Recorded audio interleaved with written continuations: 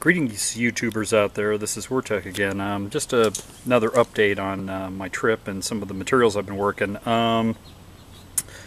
These two pieces here are it's basically the worked flint that I found in Kansas on I-70, and this white stuff it's pretty dry. It's a little difficult to work. Heat treat, it's kind of a mixed bag. I tried heating it up to, instead of 600, I wanted to be a little bit more conservative, so I went to 590, and the short of it is, kablam! It exploded a little bit. So I had a big chunk, now I have a small chunks. It's just the way it goes, I guess. But this little black inclusion, it's a little bizarre.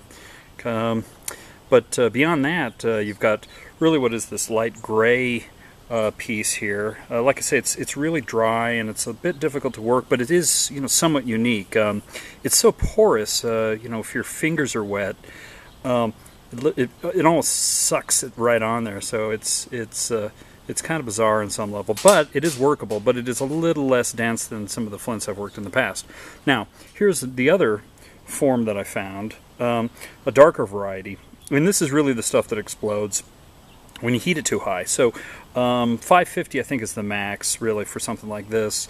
And as you can see, I put a couple little notches in it, and it's a lot smaller just because, well, when I exploded it left me with a few options in terms of size. So, but overall it's a really nice working material, and it's somewhat unique, and it's, on some level it reminds me of sort of a cross between Texas flint and Missouri chert. This Kansas variety. So, I don't know. Flint Hills would be an excellent place to go scout for this sort of thing. So, the short answer for people looking for flint in those types of areas is go to the hills. Go to the top of hills. The limestone wears away and it leaves the flint behind as nodules. That's the place to go. Sometimes, I used to go look at creeks and you'd find spalls that the Indians left. Not the place to go. Go to the top of the hills and go to the places where, particularly hills that are below the geological seam of the flint. You will find it, and you'll find larger pieces that way. So that's just a short lesson on where to find the flint. Okay, so I've moved on a little bit. A buddy of mine saw me working this, and he gave me a chunk of this Burlington chert from Illinois, and it's working pretty well. I like it. It's got some color to it, and so it just got me going off on a tear and working other materials. Now, I showed this piece before. This is that, Missouri chert, and I kind of like the shape a little bit, and I think I'm going to narrow this down a little bit, but I don't know where I saw this shape before, so I did a little research on it, and it's actually not that dissimilar from the Aztec bifaces that you see. It's a little on the small side, but the Aztec bifaces, I think this is the way they held them.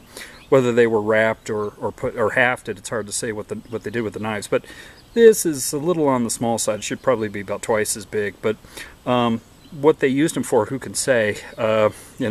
Human sacrifice, maybe. The cool thing about this material is it's got these little rust spots, and so if I want to mess with somebody, I'll say, "Oh, it's the blood of the victims." No, I probably won't do that, because people actually take you seriously when you do that.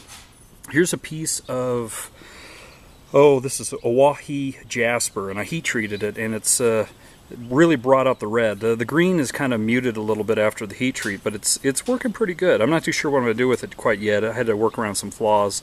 I don't know, maybe a Clovis, we'll see.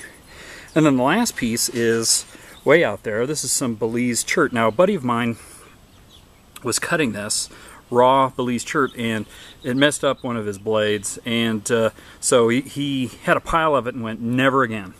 I am not cutting that stuff. And it's like, oh, well, can I try percussion some of it? Sure, why not? So it's like, I lucked out. I got some Belize chert for free, and so I made him a few pieces in exchange, and this is the type of material you get out of it. And I'm really surprised by this, because it's like got a little pink in it, which oddly enough matches the walls of our bathroom. My wife picked the color, by the way. So I don't know, maybe I'll give this to her and she can hang it up in the bathroom or something. But anyway, interesting material here.